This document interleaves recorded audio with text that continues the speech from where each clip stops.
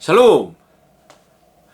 그러면 하나님의 말을 듣는 것이 지혜입니다. 근데 우리가 아버지 말 안 들으면 어떻게 되죠? 혼나잖아요. 그러면 지혜롭게 살지 않으면 어떻게 되는 거예요? 혼납니다. 그걸 징계라고 해요.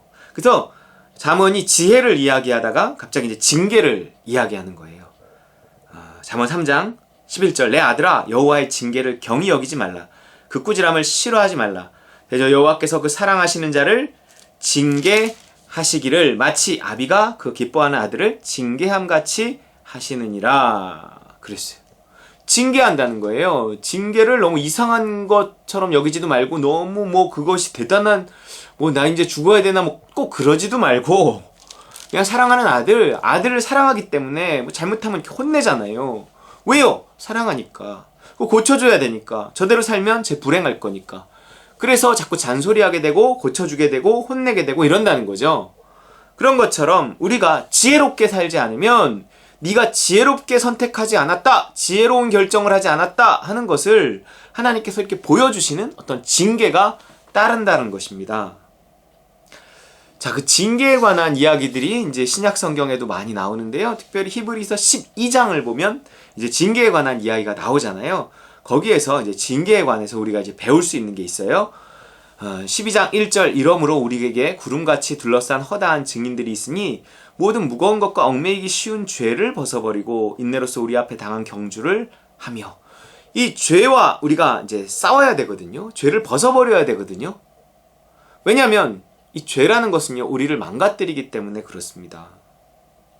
자, 그러면 그 죄를 벗어버리는 방법이 무언가? 2절 믿음의 주요 또 온전하게 하시는 이인 예수를 바라보자. 끊임없이 예수님을 바라보는 거예요. 예수님 어떻게 할까요? 예수님 인도해 주세요. 예수가 그리스도 되도록, 예수가 그리스도가 왕이잖아요. 예수님이 내 삶의 주인이 되도록 끊임없이 예수님을 바라보는 거예요. 예수님 도와주세요. 예수님 인도해 주세요. 예수님 어떻게 할까요? 그런데 우리가 그 예수님을 바라보는데 예수님의 인도를 이렇게 구하며 바라보는 것도 있지만 또한 예수님이 어떻게 하셨는가를 생각한다 라는 의미도 이 바라본다는 것에 있어요. 그는 그 앞에 있는 기쁨을 위하여 십자가를 참으사 부끄러움을 개의치 아니하시더니 하나님 보좌 우편에 앉으셨느니라 이렇게 나와요. 그러니까 예수님을 이야기하는데 예수님의 무엇을 바라봐야 하는가? 십자가잖아요. 캐톨릭에는요 그 십자가에 예수님의 형상이 달려있는데 개신교엔 아예 그 예수님도 없이 십자가만 있어요. 거기 누가 달린 거죠? 우리 십자가만 봐도 알 수 있죠. 예수님이 달린 거란 말이에요. 우리가 예수를 바라볼 때 뭘 바라봐야 되느냐? 이제 십자가를 바라봐야 된다 그러는 거예요. 그러니까 예수님 하면 떠올라야 되는 게 십자가예요. 물론 부활도 있죠. 하지만 부활은 십자가 뒤에 부활입니다. 그렇기 때문에 예수님 그러면 우리가 십자가를 생각해야 예수님이 순종하신 것처럼 나도 순종할 수 있다는 거예요. 예수님이 그 십자가 지셨잖아요. 그 십자가는 예수님만 못 박힌 것이 아니라 나와 함께 못 박히셨단 말이에요. 죄에 대해서 죽은 곳이에요. 죄의 문제를 해결한 곳, 그것이 십자가란 말이에요. 그렇기 때문에 내가 오늘 이 죄를 벗어버리기 위해서는 예수님의 십자가를 반드시 바라봐야 한다라는 것입니다. 내가 그리스도와 함께 십자가에 못 박혔습니다.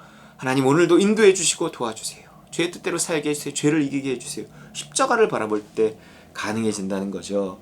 3절 너희가 피곤하여 낙심하지 않기 위하여 죄인들이 이같이 거역한 일을 참으신 일을 생각하라. 너희가 죄와 싸우되 아직 피 흘리기까지는 대항하지 아니하고 이랬어요. 피 흘리기까지 죄와 싸워야 한다는 거예요. 그래야 죄를 벗어버린다는 것입니다. 이 얘기는 뭐예요? 끊임없이 정말 피 흘리기까지 그 십자가 생각해야 되고 예수 그리스도 바라봐야 한다는 거죠. 그래서 그분으로부터 나오는 음성을 듣고 그분의 인도하심과 도우심을 따라 살아가는 것, 그것이 지혜로운 삶이고 우리로 하여금 망하지 않고 흥하게 하는 삶이라는 거예요. 자, 그렇게 하지 못했을 때 어떻게 될까요? 마찬가지의 잠언 3장의 말씀처럼 징계에 관한 이야기가 나와요. 이 잠언 3장이 지혜에 관한 이야기를 하다가 징계에 관한 이야기를 하는 것처럼 여기도요, 지혜로운 삶, 예수 그리스도를 바라보며 죄를 이기며 순종하는 삶, 십자가 바라보는 삶, 십자가에 나를 못 박는 삶, 그게 안 되면 어떻게 되는가? 그게 안 될 때는 징계가 온다는 거예요. 하나님이 나를 버리거나 포기하지 않잖아요. 징계하신단 말이에요. 5절 또 아들들에게 권하는 것 같이 너희에게 권면하신 말씀도 잊었도다. 일렀을 때 내 아들아 주의 징계하심을 경히 여기지 말며 그에게 꾸지람을 받을 때 낙심하지 말라. 주께서 그 사랑하시는 자를 징계하시고 그 받아들이신 아들들마다 채찍질하심이라 하였으니 똑같잖아요. 잠언 말씀 지혜를 이야기하고요.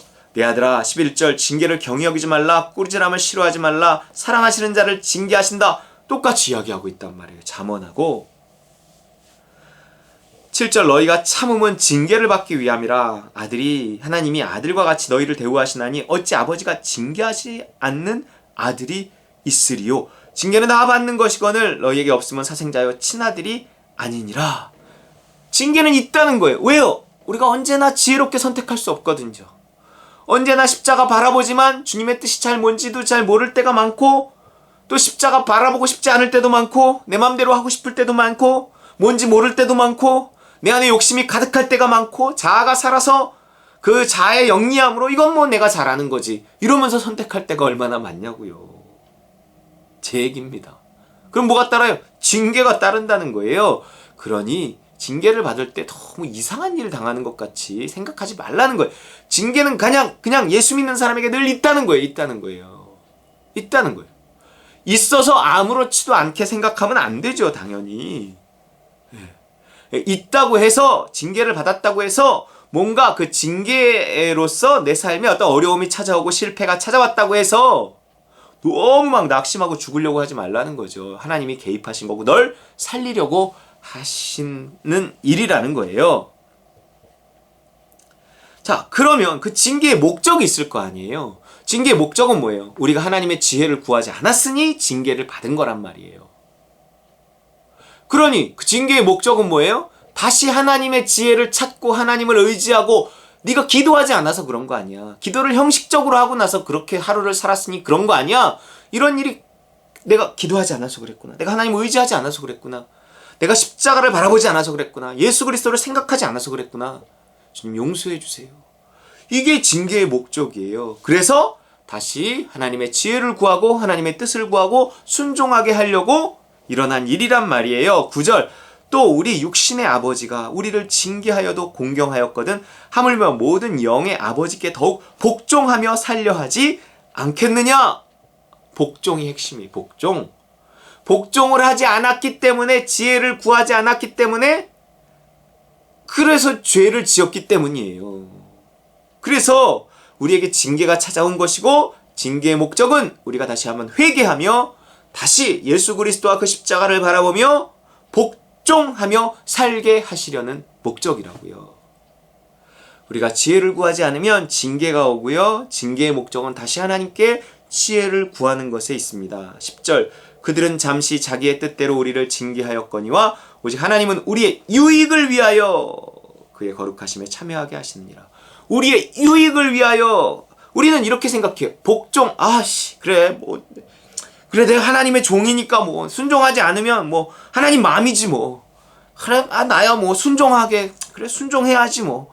그 무언가 이렇게 순종하는 것이 마치 뭐 하나님을 위해서 순종하는 것처럼 우리가 이렇게 생각할 수 있어요. 뭐 나는 이 길로 가고 싶은데 하나님은 저 길로 가라 그러니까 뭐 가야지 뭐. 안 가니까 혼났구만. 가야지 뭐. 이게 하나님은 독재자야. 마치. 하나님 뭐 흥선대원군이야. 뭐 이런 식으로. 그러지 않다는 거예요. 물론 우리의 부모님도 우리의 유익을 위해서 그렇게 한다고 하지만 그것은 정말로 우리의 유익인지 아닌지 부모들은 잘 몰라요. 그냥 사랑하니까 자기 임의대로 뭔가 자기 말대로 하지 않으면 혼내는 거죠.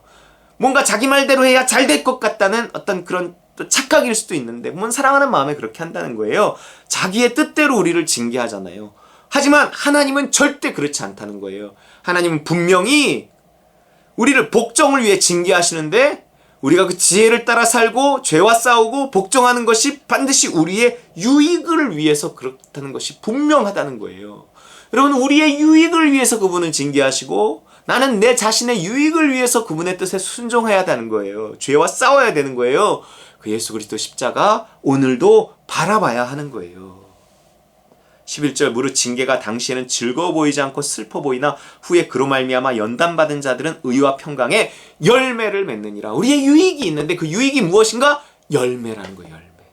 뭔가 우리 삶에 열매가 있습니다. 그 징계와 징계의 끝에 우리가 더 복종하여 살려고 발버둥 치고 애를 쓰고 십자가 바라보면 십자가 뒤에는 뭐가 있어요? 부활이 있어요. 선악의 판단을 돌려드리면 뭐가 있어요? 생명나무가 있단 말이에요. 그러니까 이 잠언 3장이 이 징계를 이야기하다가 그 뒤에 18절 지혜는 그 얻는 자에게 생명나무라 이렇게 나와요. 지혜를 가진 자는 복되도다. 그럼 우리가 지혜롭게 선택하면 선악의 판단을 돌려드리면 반드시 그 옆에 생명나무 있습니다. 열매 있습니다. 우리가 더 행복한 삶 살아갈 수 있다는 거예요. 열매 맺는 삶 살아갈 수 있다는 것입니다. 여러분, 이 성공적인 삶에 우리를 초대하신 그 주님을 기억하고 십자가 바라보며 오늘도 하나님의 지혜를 따라 살아가는 성공하는 저와 여러분 되시기를 주의 이름으로 축원합니다.